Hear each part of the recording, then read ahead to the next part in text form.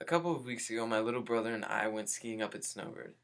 Him and I were pretty accustomed with the resort and we were pretty comfortable, and since it was a good ski day, we wanted to try out some new runs.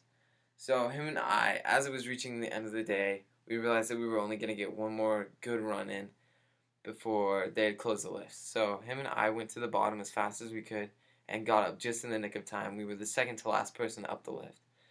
So as we were about halfway up the lift, we realized that there was a big blizzard coming.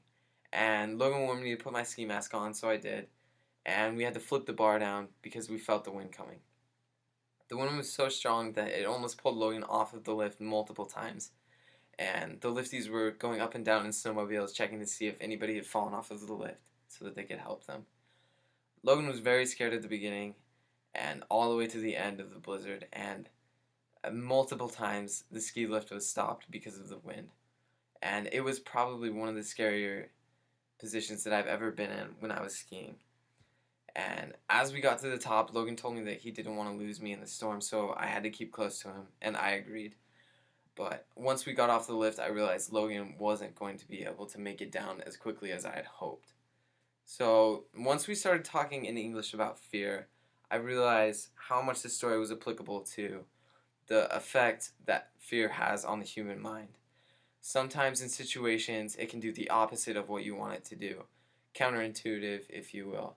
It will, I don't know, freeze you up like a deer in the headlights, and it'll stop you from doing the thing that will get you out of the situation that is causing you fear in the first place.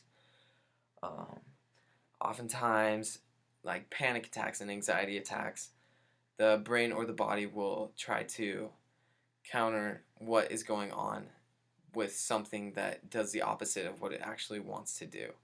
So this will happen often, and this is a terrible thing that can happen to the brain in these situations.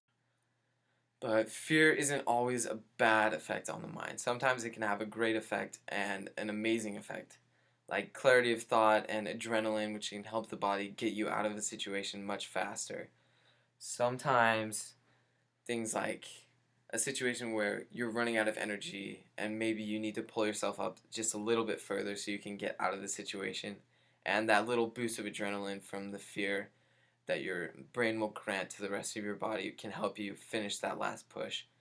Or in my situation, Logan pulling the bar down or shifting the skis so that the wind wouldn't catch them and pull one of the skis off, or maybe even him off of the lift. So sometimes people will say that you can condition yourself to not be afraid in certain situations, but this is an effect on the brain itself. It's actually changing the makeup of the brain so that it can handle these situations much better than it would in maybe the first time that you experience this or the second time.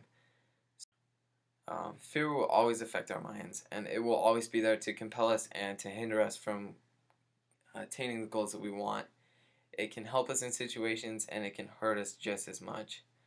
And we can't do anything to get fear away from us. We can only change the way that it will affect us.